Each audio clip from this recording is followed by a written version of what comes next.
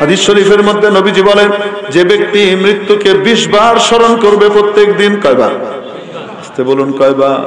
হঠাৎ আমার মৃত্যু চলে আসতে পারে, যে কোনো সময় মারা যেতে পারি। আমি মারা গেলে কি হবে? আমার আত্মীয় স্বজন সবাই থাকবে, আমি শুধু পড়ে থাকবো। আমাকে গোসল দেওয়ার জন্য নিয়ে যাওয়া হবে, আমাকে বড়ই পাতা গরম পানি দিয়ে গোসল দেওয়া হবে, আমি নড়তেও পারবো না।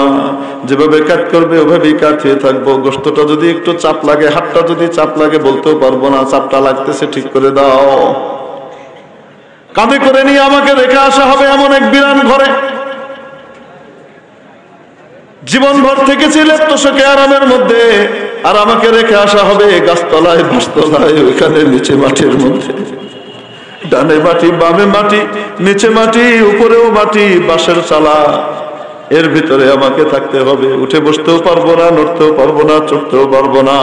নবীজি সাল্লাল্লাহু আলাইহি ওয়াসাল্লাম বলেন, প্রত্যেক মানুষের কবর প্রত্যেক দিন 70 বার তাকে আওয়াজ দিয়ে বলে, আমি কীটপতঙ্গের ঘর, আমি নির্জনতার ঘর, আমি একাকিত্বের ঘর। আমার কাছে যদি তুমি মেহমান হিসেবে আসতে চাও, তুমি যদি আমার মাবুদের হুকুম আহকাম পালন করে আসো, তাহলে আমার আতিথেয়তা, আমার মেহমানদারি তুমি দেখতে পাবা। আমি তোমার জন্য অপেক্ষা করব। আর যদি সেভাবে না আসো, যদি শয়তানের কথা মতো চলে আসো, আল্লাহর হুকুম নবীর তরিকাকে ছেড়ে আসো, তাহলে আমার নৃশংসতা, আমার কঠোর অবস্থাও তুমি দেখতে পাবা।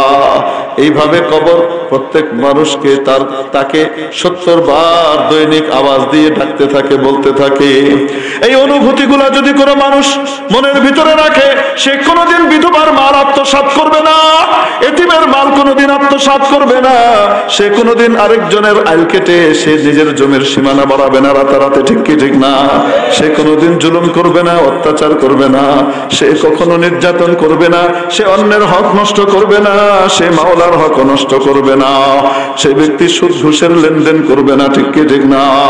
মেরে মুহতারাম দোস্ত, আজিজ ও বুজুর্গ, প্রতি মুহূর্তে যখন সে মৃত্যুকে স্মরণ করবে, নবীজি বলেন, প্রত্যেক দিন যে ব্যক্তি প্রত্যেক দিন 20 বার করে মওতকে স্মরণ করে, কয়বার? নবীজি বলেন, সে যদি মারা যায় তাকে শহীদের মর্যাদা দিয়ে দেওয়া হবে।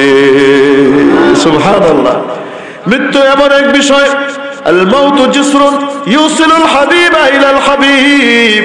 মৃত্যু এমন এক পুল, এমন এক পুল, যেই পুল দিয়ে এই জগৎ থেকে ওই জগতের সাথে সংযোগ তৈরি হয়, বন্ধুকে বন্ধুর সাথে মিলিয়ে দেয়। সুবহানাল্লাহ। তাহলে মৃত্যুর জন্য অপেক্ষা করতে হলে কি করতে হবে মেরে মুহতারাম দোস্ত বুজুর্গ? যে ব্যক্তি মওতকে স্মরণ করে, সে কোরআনকে পিছনে ফেলে রাখে না, কোরআন সবার আগে থাকে। যে যেই দল করি, মত করি, যাই করি না কেন, যে যেটাই করি না কেন, আমাকে মনে রাখতে হবে আমাকেও কবরে যাওয়া লাগবে, ঠিক কিনা? আজ থেকে 200 বছর আগেকার কেউ নাই, আর 200 বছর পরে আমরাও কেউ থাকবো না। যারা চলে গেছে তাদের নাম নেওয়ার মতো কেউ নাই। কত বড় বড় রাজা রাজরা, ক্ষমতাধারী, কত বড় রাজা রানী, কত বড় বড় সম্রাট, বড় বড় বড় টাকা পয়সার মালিক, কত বড় বড় বিল্ডিং এর মালিক কবরের ভিতরে চলে গেছে, তাদের নাম নিশানাও মুছে গেছে, ঠিক কিনা? বাস নাম ওয়ার বাজের জামি দাফন করদান, বাস নাম ওয়ার বাজের জামি দাফন করদান, কিস হস্তি আশবার রোয়ে জামি এক নিশানমান।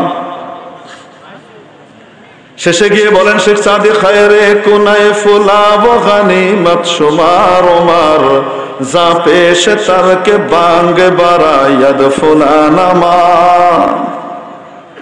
যতদিন তোমার আয়ু আছে, হায়াত আছে, এটাকে গনিমত মনে করো, এটাকে বড় সুযোগ মনে করো, গোল্ডেন অপরচুনিটি পেয়েছো। এই সময়টাকে কাজে লাগাও, ভালো কাজের মধ্যে লাগাও। ওই দিন আসার আগে, যেদিন মাইক থেকে আওয়াজ আসবে অমুকের ছেলে অমুক নাই। আল্লাহ রাব্বুল আলামিন আমাদেরকে দুনিয়াতে থাকতেই আখিরাতের সঞ্চয় করবার তৌফিক দান করেন বলে আমিন।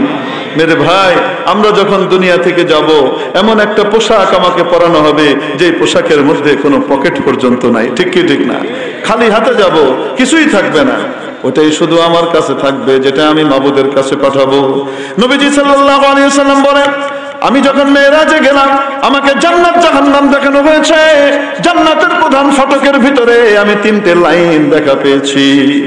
তার মধ্যে একটা হলো মা কদ্দামনা ওয়াজাদনা, যা মাবুদের কাছে আগে পাঠিয়ে দিয়েছি সবগুলো পরিপূর্ণভাবে বেশি করে পেয়েছি। সুবহানাল্লাহ। মা কদ্দামনা ওয়াজাদনা, যা পাঠিয়েছি সবগুলো পেয়েছি। দরকার আছে না নাই? আরে মুহতারাম দোস্ত, আজিজ ও বুজুর্গ, এজন্য মাওলার ব্যাংকে জমা করতে আমরা সকলেই রাজি আছি কিনা? আল্লাহ কবুল করেন, হাত নামাই।